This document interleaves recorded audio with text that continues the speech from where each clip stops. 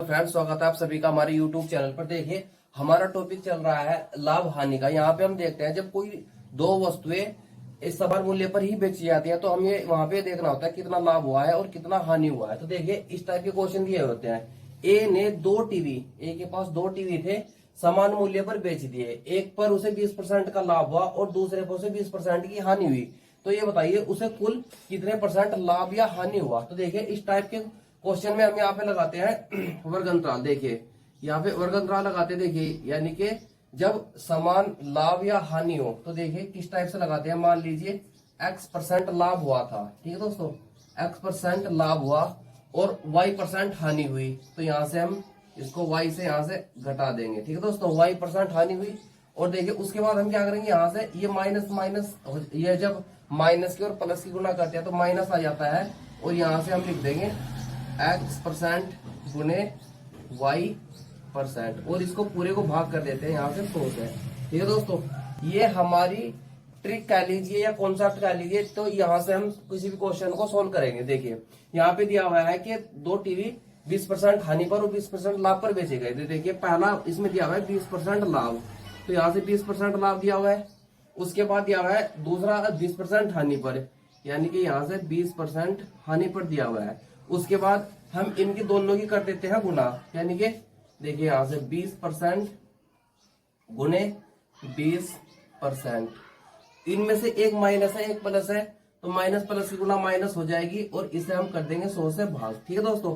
तो देखिए यहाँ 20% से 20% पूरा पूरा कैंसिल आउट हो जाएगा और एक जीरो ये रही, एक ये रही, ये 2 जीरो से 2 जीरो कैंसिल हो जाएगी। तो देखिए यहाँ से बचा है, ये माइनस बचा हुआ है ना अभी, और ये 2 बचा हुआ है और ये 2, यानी कि 2% गुने 2%। देखिए परसेंट किस तरीके से हम गुना कर लेंगे तो हो जाएगा माइनस का 4%।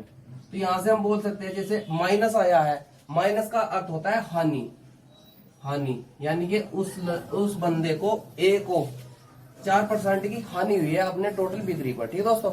दोस्तों क्वेश्चन नंबर 2 दिया हुआ है यहाँ से, राम ने 2 कार समान मूल्य पर बेची।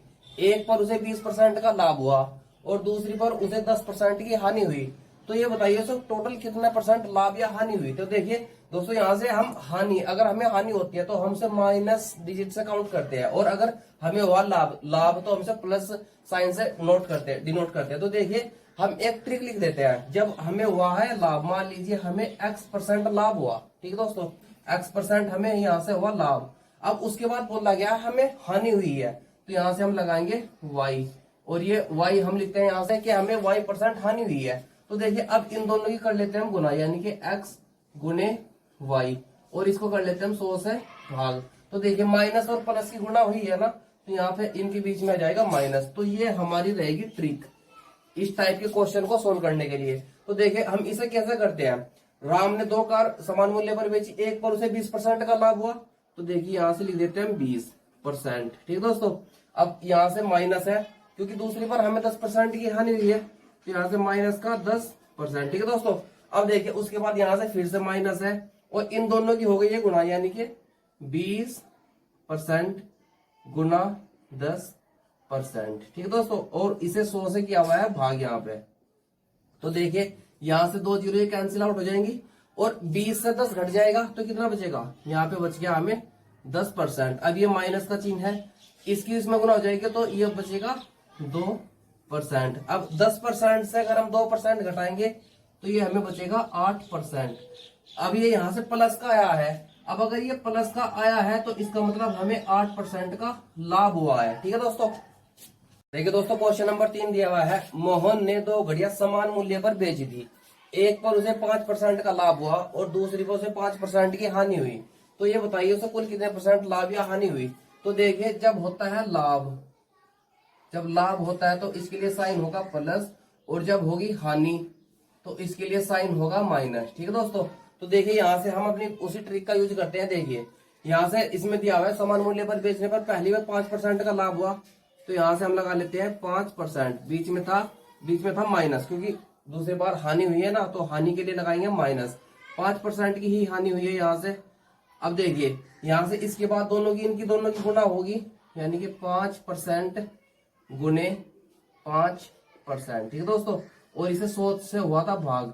अब ये एक माइनस था एक प्लस, तो यहाँ से आ जाएगा बीच में माइनस। ठीक है दोस्तों, अब इस 5 से 5 पूरा पूरा कैंसिल आउट हो गया, तो यहाँ से बचा हुआ है माइनस का चिन्ह। ठीक है दोस्तों, तो यहाँ से आ जाएगा 5 5 25, 25% बटे 100। ठीक है दोस्तों, यहाँ से ये पूरा पूरा कैंसिल आउट हो गया, यानी कि ये बच गया 1/4%। ठीक है दोस्तों, अब देखिए इसका 1/4 का मतलब होता है, यानी कि 25, 1/4 का मतलब होता है 0.25%।